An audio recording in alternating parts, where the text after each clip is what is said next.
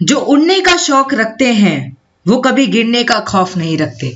Hi guys, a very warm welcome to Study IAS. This is Tanvi Sharma and I welcome you all to our UPSC Prelims Enrichment Course 2020 जहां पर हम cover कर रहे हैं जितने भी important current affairs हैं from June 2019 to April 2020. This is our lecture number 11.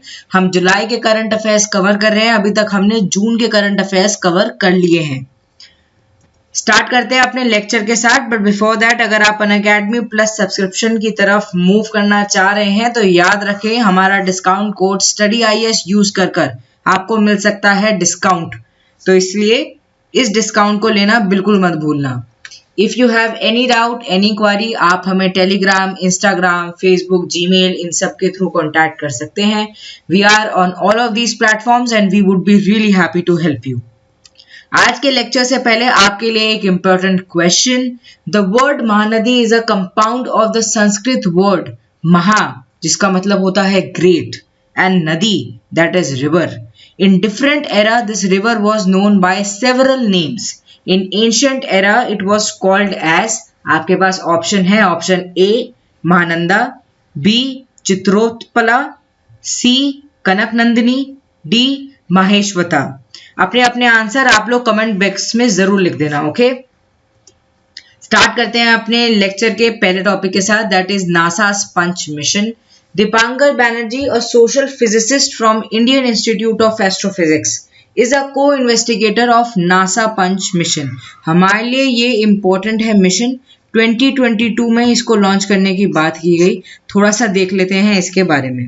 Punch, which stands for polarimeter to unify the corona and heliosphere, is focused on understanding the transition of particles from sun's outer layer, जिसको हम corona कहते हैं, to the solar wind that filled interplanetary space. Okay, जो sun की outer layer है that is corona, वो कैसे work करती है, what are solar winds, और interplanetary space क्या होता है। Okay, and it will consist of constellations of 4 suitcase sized microsats। 4 microsats के द्वारा, microsatellites के द्वारा डिफरेंट 3D इमेजेस ली जाएंगी सन की और उनको ऑब्जर्व किया जाएगा, उनको स्टडी किया जाएगा। Okay, this mission will also image and track the solar winds and coronal mass injections। ये जो coronal mass है ये इसलिए भी इंपॉर्टेंट है हमारे लिए because it affect and drive the space weather events near the earth. Earth के आसपास जितने भी जो इवेंट्स हो रहे होते हैं उनका बहुत बड़ा इम्पैक्ट पड़ता है कोरोना से। और इसमें होगा क्या, हम बेसिकली ऑब्जर्व करेंगे कोरोना को, ऑल्सो हेलियोस्फेयर को। हेलियोस्फेयर आप लोग समझिए, हेलियोस्फेयर एक बबल लाइक रीजन होता है जो आपको दिख जाएगा, विच इज मेड बाय सन। सन की जो सोलर विंड्स होती है उनके द्वारा बनता है ये, and it gets inflated by solar winds. जितनी ज्यादा सोलर विंड्स होंगी, जितना ज्यादा वो एरिया कैप्चर करेंगी, उतना ज्यादा ये एरिया इन्फ्लेट हो जाता है। तो इस मिशन के थ्रू हम ये सारी चीजों को ऑब्जर्व करने की कोशिश करेंगे। There is also a plan to observe sun using joint observations from Punch and Indian mission Aditya. तो हमारे लिए इंपॉर्टेंट हो जाता है आदित्य L1 भी, क्योंकि आदित्य L1 और पंच मिशन एक साथ वर्क करेंगे जिससे वो सन को अच्छे से ऑब्जर्व कर सके। आदित्य L1, यहाँ पे L1 का मतलब है L1 लैग्रेंज पॉइंट। ये एक इसरो का मिशन है।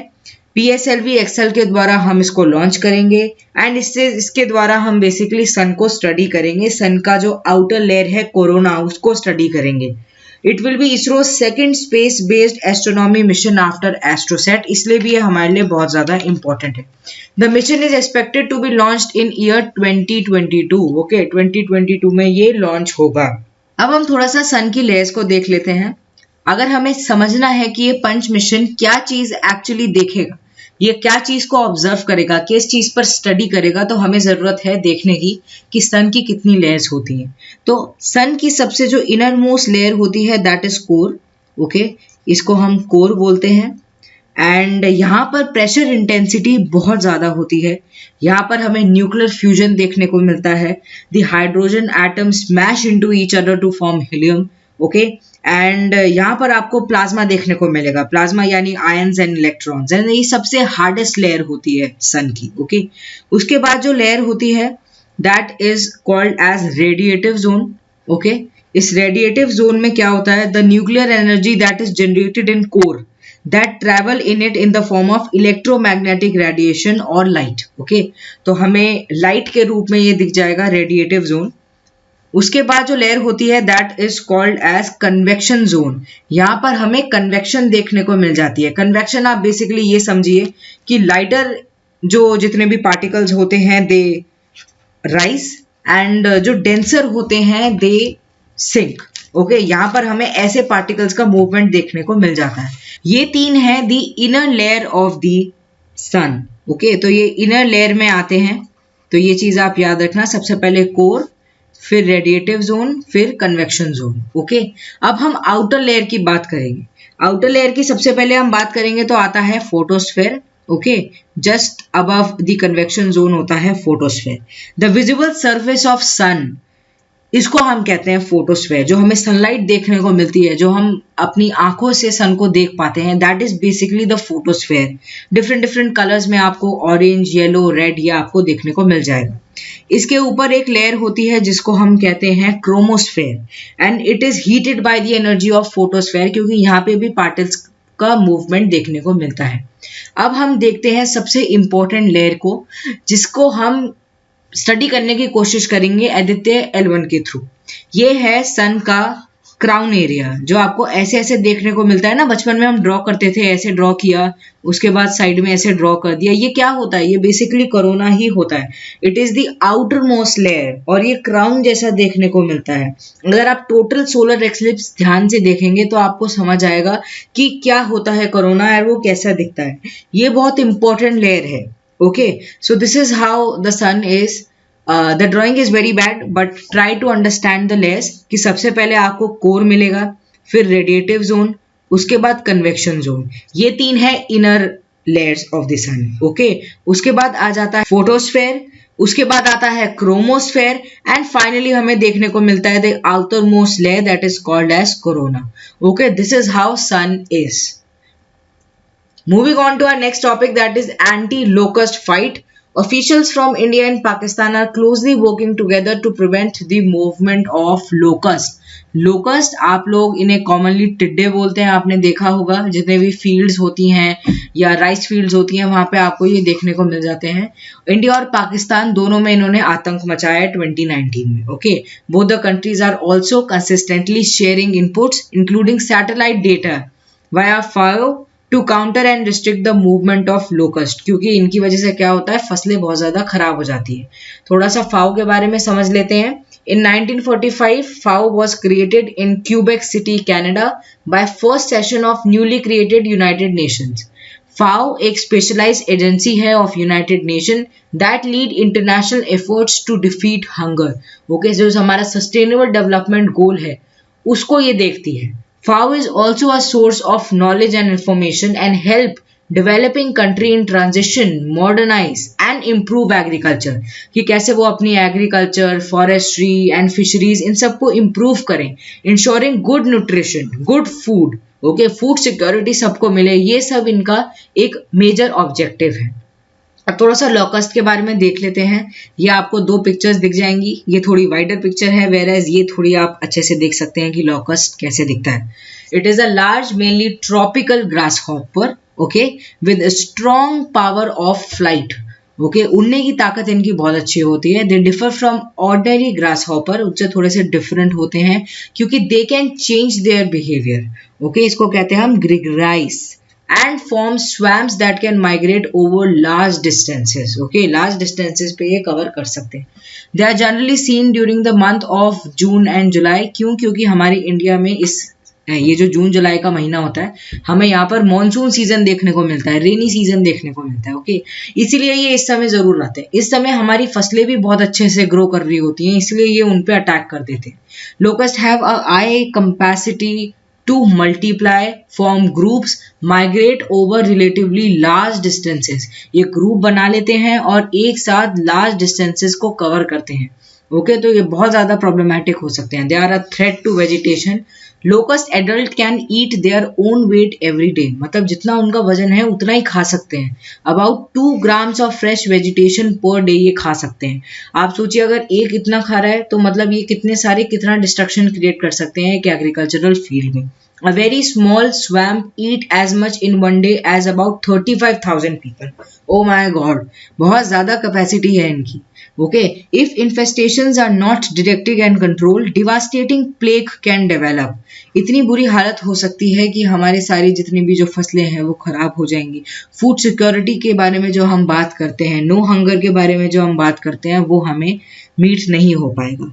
अब लोकस कंट्रोल मेजर्स क्या हैं? It include destroying the egg, कि आप एग को ही डिस्ट्रॉय कर दो. Invading the swarms, digging trenches बना दो to trap them. Okay, hopper dozers, wheeled screen that can cause locust to fall into trough containing water and kerosene, कि locust किसी तरीके से वाटर एंड केरोसिन के मिक्सचर में चले जाएं, ठीक है, और वो उसके बाद रह नहीं पाए. Okay, using insecticidal baits, applying insecticides, ठीक है, ये सब कुछ मेजर्स हैं जो कि लिए जा रहे हैं. बट ये लोकस्ट अभी भी बहुत ज़्यादा प्रॉब्लम क्रिएट कर रहे हैं. नाउ लोकस्ट इन इंडिया की अगर हम बात करें, 4 स्पीशीज हमें देखने को मिलती हैं. एक तो है डेजर्ट लोकस्ट, फिर Bombay locust, then tree locust, okay, and migratory locust. ये सब हमें देखने को मिलते हैं इंडिया में. The existing series of locust swarms that have entered India via Pakistan had originated in Iran. अभी जो पाकिस्तान से इंडिया में एंटर किए, they actually originated in Iran, और उन्होंने वहाँ से मूवमेंट किया समर डस्टी विंड्स के द्वारा, ये चलते हुए यहाँ पर आ गए. And which flow from Arabian sea, taking along these creatures from Sindh in Pakistan to western Rajasthan. ऐसे ये इस साइड ऑफ इंडिया से ये आते हुए हमें दिखे. ओके, इस साइड ऑफ इंडिया से आते हुए दिखे, और इन्होंने राजस्थान के एरिया इन सबको बहुत ज़्यादा इफेक्ट किए. लोकस्ट वार्निंग ऑर्गेनाइजेशन आपके लिए एक इम्पॉर्टेंट ऑर्गेनाइजेशन है, इसके बारे में देख लेते हैं. It is currently in Jodhpur, okay, and ये सब देखती है. It is currently using a pesticide जिसका नाम है मेलाथियन, ओके, एंड ये आप देख सकते हैं locust warning organization. Central headquarter इसका फरीदाबाद में है, field headquarter is in Jodhpur, okay, and बहुत सारे सर्कल ऑफिसर्स इसमें वर्क करते हैं डिफरेंट एरियाज में, और देखते हैं कि लोकस्ट कहीं डिस्ट्रक्शन तो नहीं क्रिएट कर रहा. एंड ये जो लोकस्ट वार्निंग ऑर्गेनाइजेशन है, it comes under ministry of agriculture and farmers welfare and is responsible for monitoring, survey, control of desert locust in scheduled desert area, mainly in state of Rajasthan and Gujarat. क्योंकि इसी area से आते हैं, western side से आते हैं, इसलिए mainly Rajasthan and Gujarat में, डेजर्ट एरिया में ये प्रॉब्लम क्रिएट नहीं करे. Let's move on to the next topic, that is project Manav. Project Manav is launched by department of biotechnology and persistent system, a biotechnology company, and it aims to create a unified database of molecular network of all the tissues in a human body. Basically ये एक important project है जिसके द्वारा हम human body के अंदर जो tissues होते हैं, जो सेलुलर एंड मॉलिक्यूलर एक्टिविटीज होती हैं, उनको ऑब्जर्व करेंगे. ओके, दोनों ही स्टेट में, एक तो नॉर्मल स्टेट में बॉडी कैसे वर्क करती है, ऑल्सो एक डिजीज स्टेट में एक बॉडी कैसे वर्क करती है, ये दोनों को ध्यान से देखा जाएगा. और इसको ऑब्जर्व करने के बाद बहुत सारी जो ऐसी जो गुत्थियां हैं जो अभी तक हमारी सॉल्व नहीं हो पाई हैं ह्यूमन बॉडी को लेकर, वो हमारी सॉल्व हो सकती हैं. There is already a similar human cell atlas project launched in year 2016, which is a collaborative effort between world leading scientists. जितने भी world leading scientists हैं उनके पास पहले ही human cell atlas project था, but ये एक new project है जिसमें cellular and molecular activities of various cell types in body देखी जाएगी in both normal and disease state. अब क्या होगा अगर आप normal body में भी observe कर रहे हो, डिजीज बॉडी में भी ऑब्जर्व कर रहे हो, तो आपको पता चलेगा कि जो डिफरेंस है, अगर कोई डिजीज हो जाती है, जो डिफरेंस आता है बॉडी में, उसको हम देख पाएंगे कि हमारी बॉडी कैसे रिएक्ट करती है. The Indian project on the hand depends on knowledge already available in scientific literature. जो पहले से ही नॉलेज है उस पर कहीं ना कहीं बेस होकर हम ये प्रोजेक्ट रख रहे हैं, but we are open to get to the new innovations, okay, to get to the new discoveries. About this project, mega project है ये, that will collate and integrate the molecular information on human tissues and organs, ठीक है, and हम इसमें काफ़ी सारी चीज़ों को देख पाएंगे. The project will utilize large biological community. Biological community यानी जो स्टूडेंट्स होते हैं, साइंटिस्ट होते हैं, वो सब एक साथ आएंगे, अपनी जितनी भी उनका जो डिस्कवरीज हैं उनको देखेंगे एंड न्यू डिस्कवरीज के लिए एक डोर ओपन करेंगे। ओके, कि सेल्स और ऑर्गन्स कैसे बिहेव करते हैं जब वो नॉर्मल स्टेट में होते हैं, जब वो डिजीज स्टेट में होते हैं। Okay, and it will also help to identify gap in current knowledge. अगर अभी की जो हमारी नॉलेज है, अभी जो हम सेल एक ह्यूमन बॉडी के बारे में जानते हैं, अगर उसमें कोई भी गैप है वो भी हमारे सॉल्व हो सकते हैं अगर हम इतना क्लोजली ह्यूमन बॉडी को ऑब्जर्व कर पाएंगे। And this project will be executed by Indian Institute of Science Education and Research IISER and National Center for Cell Sciences, that is NCCS, which is based in Pune. Okay, and IISER एक autonomous institution है which is established by Ministry of Human Resource and Development. ये थोड़ी सी कुछ information थी। आप याद रखना कि प्रोजेक्ट मानव, नेम से ही पता चल रहा है मानव यानी ह्यूमन। ओके, तो ये ह्यूमन के ऊपर एक प्रोजेक्ट है, एक ह्यूमन के ऊपर बेस्ड प्रोजेक्ट है जिसमें हम सेल्स, मॉलिक्यूल्स, हमारे बॉडी में कैसे एक्टिविटीज हो रही है, इन सबको हम अच्छे से ऑब्जर्व करेंगे। Moving on to our next topic, that is gangetic dolphins found in Mahananda river. For the first time gangetic river dolphins हमें देखने को मिली महानंदा रिवर में इन बिहार कृष्णगंज डिस्ट्रिक्ट। थोड़ा सा हम पहले महानंदा रिवर के बारे में देख लेते हैं। महानंदा रिवर ट्रिब्यूटरी है गंगा की। It originate from Himalaya in Darjeeling, West Bengal. The river flows through Bihar, West Bengal, then continues eastward to join Ganga at Godavari in Bangladesh. Okay, ये थोड़ी सी इंफॉर्मेशन थी। अकॉर्डिंग टू साइंटिस्ट अभी जो information आ रही है कि इतनी डॉल्फिन्स देखने को मिली है, ये शायद और भी ज्यादा हो सकती हैं जब मॉनसून सीजन है। ओके, जब थोड़ा सा सूटेबल सीजन आई और भी ज्यादा हमें देखने को मिल सकती हैं। पोस्ट मॉनसून ये और भी ज्यादा बढ़ सकती हैं क्योंकि उस समय जो एडिक्वेट वाटर लेवल है वो बहुत ज्यादा बढ़ जाएगा। The presence of dolphins is a sign of a healthy river ecosystem, क्योंकि ये जो डॉल्फिन्स होती हैं दे आर वेरी सेंसिटिव, ये आपको हेल्दी रिवर इकोसिस्टम में ही ज्यादातर देखने को मिलती हैं, तो ये एक अच्छा साइन हो सकता है। थोड़ा सा गैंगेटिक डॉल्फिन्स के बारे में देख लेते हैं। बहुत ही प्यारी डॉल्फिन्स होती हैं ये, and it is found in parts of Ganges, मेघना, Brahmaputra river system in India, Nepal and Bangladesh. They are locally known as susu, which refers to the noise the dolphin is said to make when it breathes. Okay, जब वो सांस लेती है उस समय ऐसी कुछ वॉइस हमें देखने को मिलती है, इसलिए उन्हें लोकली इस नाम से पुकारा जाता है। The Ganges River Dolphin is India's national aquatic animal. ये हमारे इंडिया का नेशनल एक्वेटिक एनिमल है। It is among the 4 fresh water dolphins जो कि वर्ल्ड में हमें देखने को मिलती है। पहली है baiji, now likely instinct from the Yangtze river in China. Okay, second है bhulan of Indus in Pakistan, and the third is boto of Amazon river in Latin America. These 4 species live only in river and lakes. ये आपको जितने भी अच्छी जगह होती हैं, जो अच्छा रिवर इकोसिस्टम होता है, वहां पे देखने को मिल जाती है। आपके लिए एक क्वेश्चन, दो अभी हम जुलाई के करंट अफेयर्स कवर कर रहे हैं, पर ये एक क्वेश्चन है जो कि आपके लिए इम्पोर्टेंट है। अक्टूबर 2019 को हमें एक सेंसस देखने को मिला जिसको हम कहते हैं गैंगेस रिवर डॉल्फिन सेंसस। आप मुझे नीचे लिखकर बताएंगे कि इसको कौन निकालता है। गैंगेस रिवर डॉल्फिन सेंसस कौन निकालता है, आप मुझे नीचे लिख के कमेंट बॉक्स में जरूर लिख के बताइएगा। ओके, बिहेवियर एंड हैबिटेट देख लेते हैं। The Ganges dolphins are generally blind, ज्यादातर ये अंधी होती हैं, देख नहीं पाती हैं, एंड ये डिटेक्ट भी नहीं कर पाती हैं बहुत सारी चीज़ों को, इसलिए ये एक अलग मेथड यूज करती हैं जिसको हम कहते हैं इको लोकेशन। इको लोकेशन का मतलब है साउंड वेव्स के थ्रू चीज़ों को आइडेंटिफाई करना। जैसे साउंड वेव्स जाती हैं, उसके बाद वो उससे हिट होके वापस आती हैं, तो उनको एक अंदाजा हो जाता है कि इतनी दूरी पर कोई चीज़ है। They emit an ultrasonic sound which reaches the prey. एक अल्ट्रासोनिक साउंड भी ये यूज करती हैं। The dolphin then registers the image in his mind. Okay, mind के अंदर फिर एक वो इमेज बना लेती हैं, and it catches the prey. This is how they work. They navigate, feed, escape danger, find mates, breed, nurse babies by echolocation. Okay, तो ये एक इंपॉर्टेंट चीज है। इको लोकेशन एक इंपॉर्टेंट कंसेप्ट है, आप याद रखना। और ये भी याद रखना कि ये जो बैट्स होते हैं या डॉल्फिन्स होती हैं, ये बहुत ज्यादा इसका इस्तेमाल करते हैं इको लोकेशन का। थ्रेट्स क्या है? सबसे पहले तो water level, declining water level in the river putting more pressure on the dolphins to manage their lifestyle. देखिए, ये ऐसा ही है जैसे हम ह्यूमंस ऑक्सीजन के ऊपर डिपेंडेंट हैं। सोचिए अगर ऑक्सीजन का लेवल कम हो जाए, हमें कैसे लगने लगेगा? हम जब किसी हिली एरिया में जाते हैं हमको सांस लेने में क्यों प्रॉब्लम होती है, ये कुछ वैसा ही है। ये जो डॉल्फिन्स हैं, क्योंकि वाटर लेवल बहुत ज़्यादा डिक्लाइन हो रहा है, इसलिए ये उनके लिए एक बहुत बड़ा थ्रेट हो सकता है। सेकेंड है क्लाइमेट चेंज। फिर इतना ज़्यादा म्यूनिसिपल वेस्ट जाता है, सिल्टेशन होती है, कभी कभार ऑयल स्पिलिंग हो जाती है। इन सब की वजह से क्या होता है, जो एक्वेटिक जो इकोसिस्टम होता है वो डिस्टर्ब हो जाता है। Also poaching, they frequently fall prey to poachers. Okay, this is very wrong. Okay, ना प्रोटेक्शन स्टेटस, IUCN स्टेटस इनको एंडेंजर्ड का मिला गया है। It is listed on CITES appendix 1।